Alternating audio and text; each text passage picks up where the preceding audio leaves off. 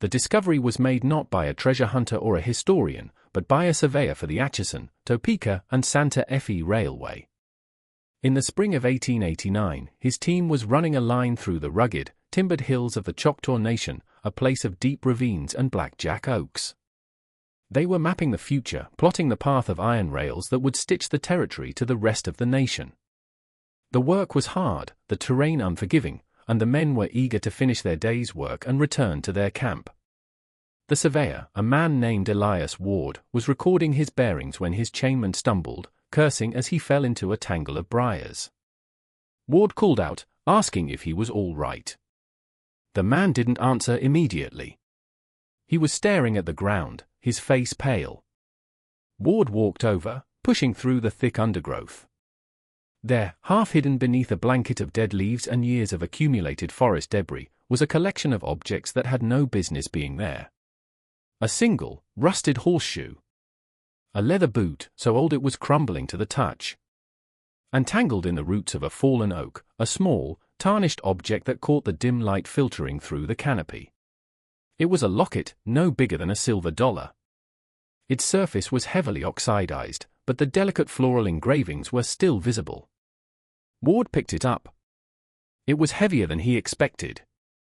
He worked the tiny, stubborn clasp with a pocket knife, the metal groaning in protest. Inside was a small, faded daguerreotype of a young girl, her face solemn, her dark hair parted in the middle. On the opposite side, carefully engraved in a child's hand, were the initials KF. Ward looked around. The forest was silent. The location was remote, far from any known trail or settlement. He slipped the locket into his pocket, not knowing that he had just unearthed the first physical clue to a story of mystery and violence that had haunted this land for years, a story that had been kept alive only in whispered legends among the Choctaw and a few old white ranchers. The forest in which Elias Ward found the locket was the heart of the old Choctaw Nation, a vast expanse of land that in the 1880s felt like a world unto itself. This was not yet a state, it was Indian territory, a place governed by a complex and often conflicting patchwork of tribal and federal law. The 5 civilized tribes, the Choctaw, Chickasaw, Cherokee, Creek, and Seminole, had been forcibly relocated here decades earlier. They had rebuilt their lives, establishing schools, newspapers, and a semblance of the governance they had once known in the American South. But their sovereignty was constantly under siege by the encroaching tide of white settlement and a relentless federal push for allotment and the dissolution of their nations. In the 1880s, the Choctaw Nation was a land of stark contrasts. To an outsider, it was a wilderness of dense forests, winding rivers, and rolling prairies. It was crisscrossed by trade routes and dotted with towns like Atoka, Tuskahoma, and Boggy Depot. The railroads were the new arteries of power. The Missouri-Kansas-Texas Railroad, the Katy, had already cut a swath through the territory, carrying cattle, coal, and passengers. The Atchison, Topeka, and Santa Fe was racing to extend its line south and west, its surveyors the vanguard of an unstoppable force. This was a frontier where the law was as shifting as the sands of the nearby Red River. There were U.S. deputy marshals based out of Fort Smith, Arkansas, but their jurisdiction was often contested, and the sheer size of the territory made effective policing nearly impossible. The Choctaw Nation had its own light horsemen, a tribal police force, but its authority was challenged by non-citizens who refused to recognize it. This legal limbo was a breeding ground for lawlessness.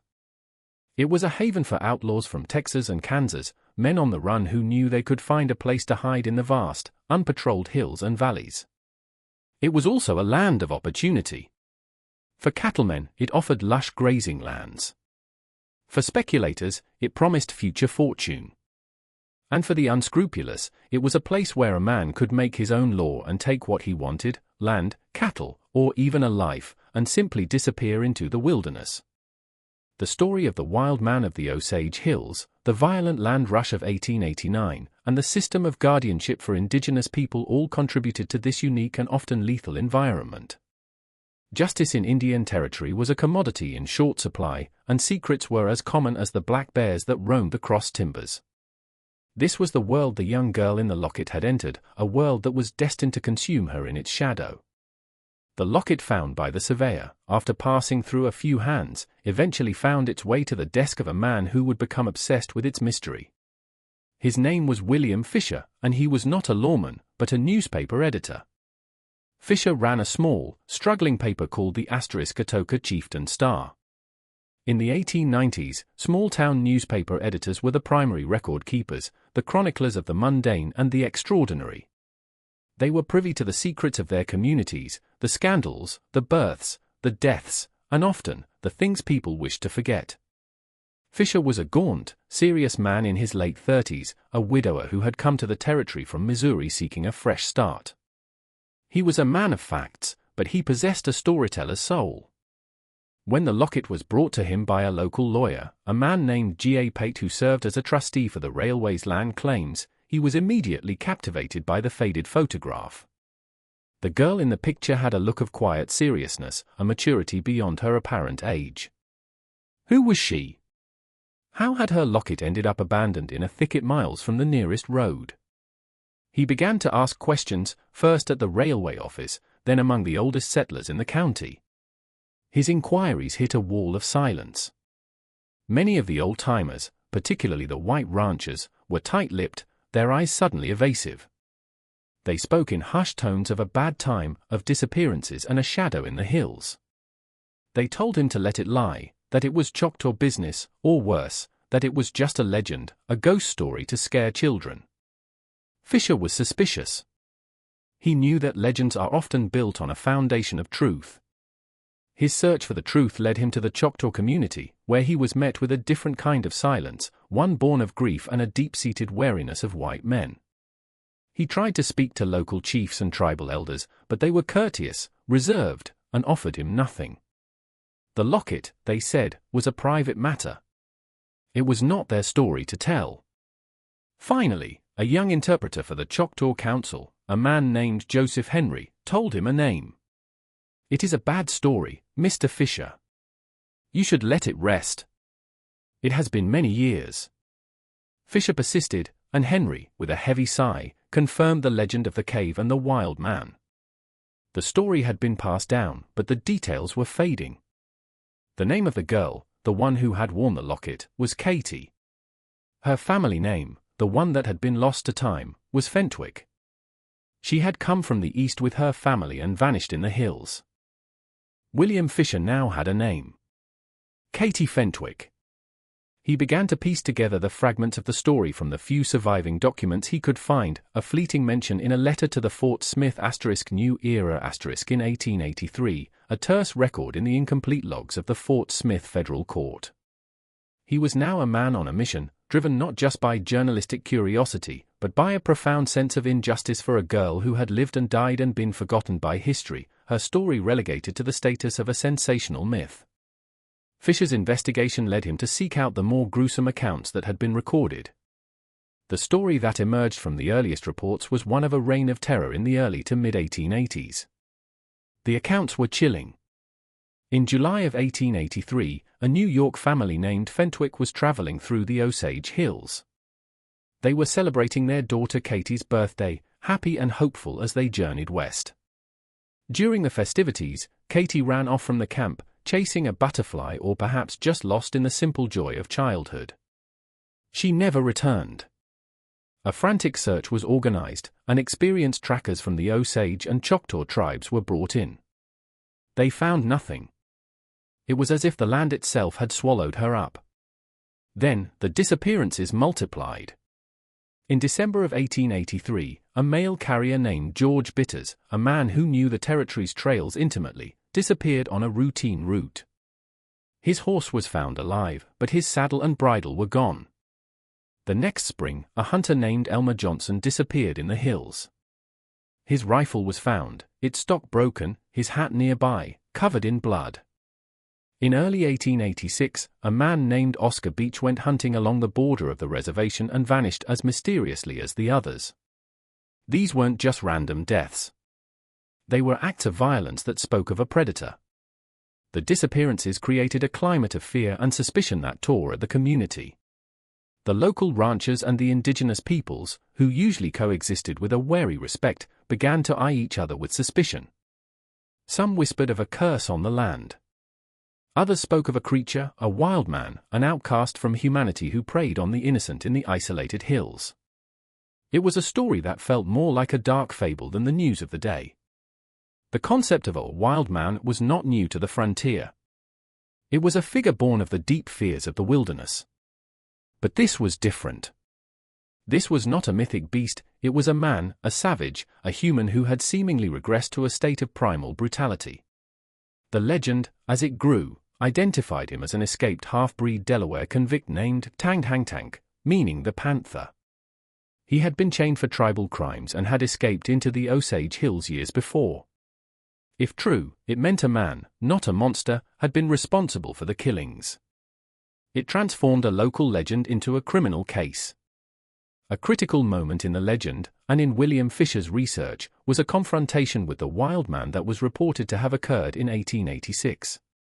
A team of Italian immigrants were building a railroad spur into the area. Their foreman, an Irishman named Pat Durfee, was a massive man who always wore a gold chain around his neck. For several nights, the crew was plagued by a prowler. Deciding to lie in wait, Durfee was dozing when he felt a sharp tug on his chain. He awoke to see a shadowy figure fleeing. He grabbed his rifle and fired, wounding the intruder. The next day, Durfee formed a posse of his men and some native trackers.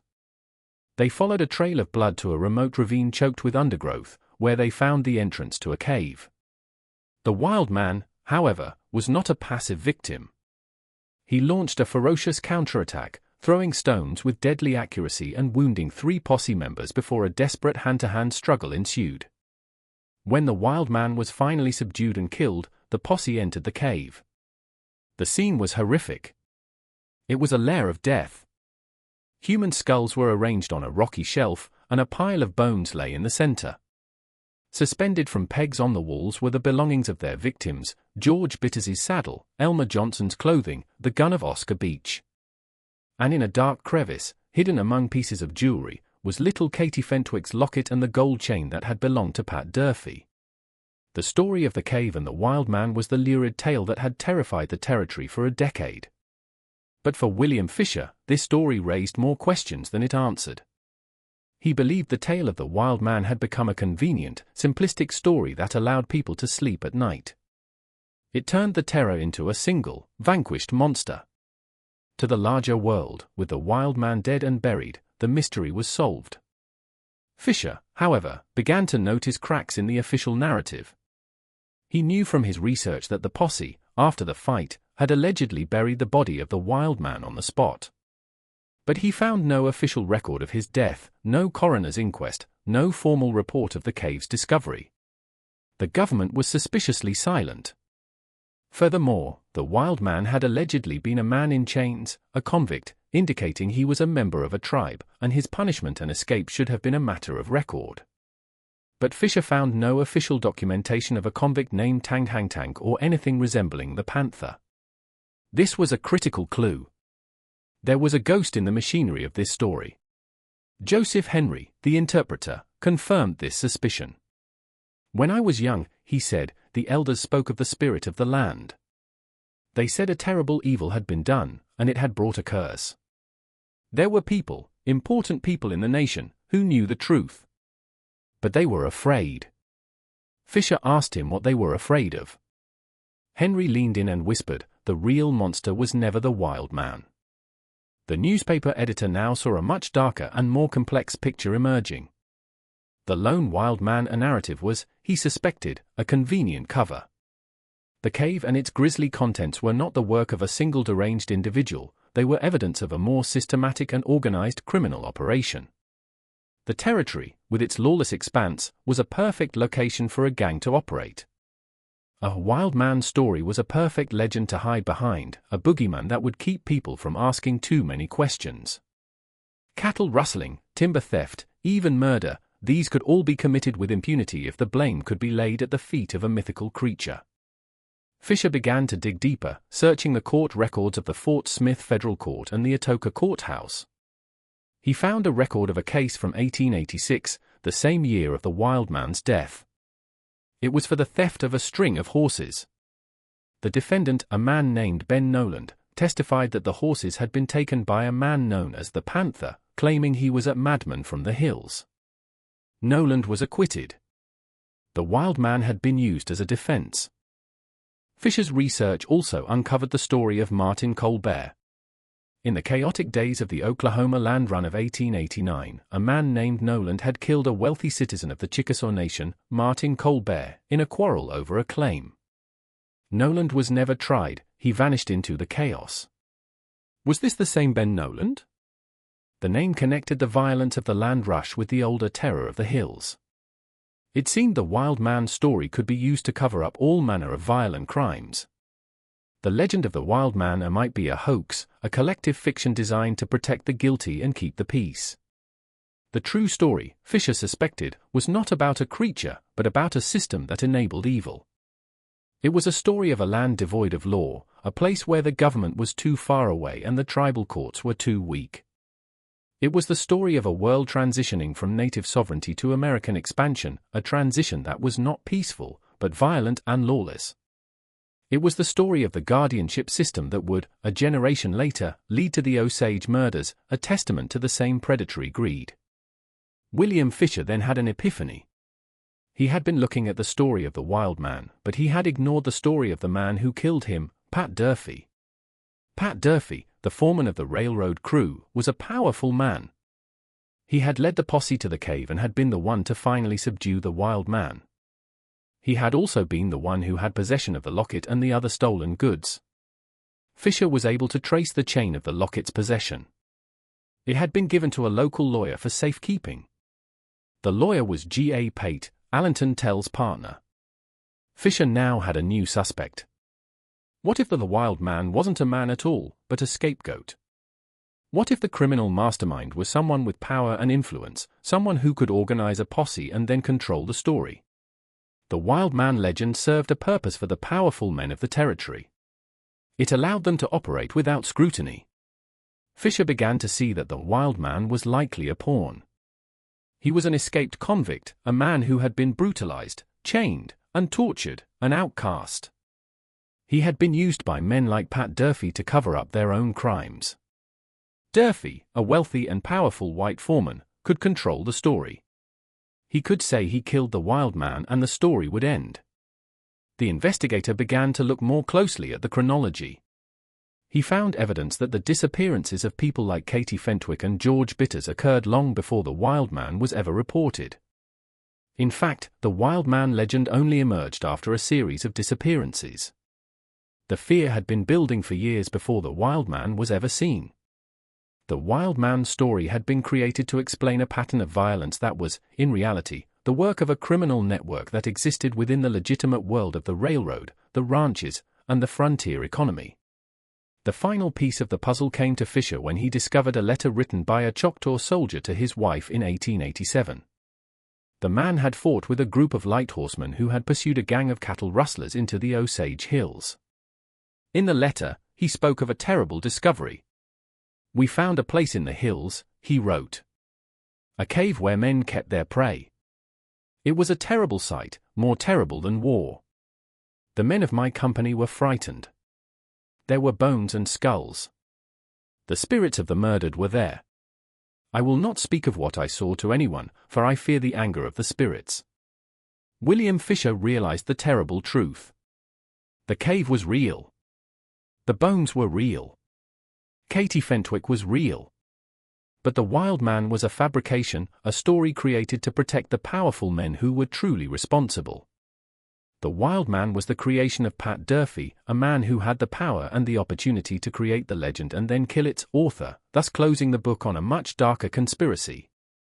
It was never about a single monster. It was about the lawlessness of a land that allowed evil to flourish, protected by myth.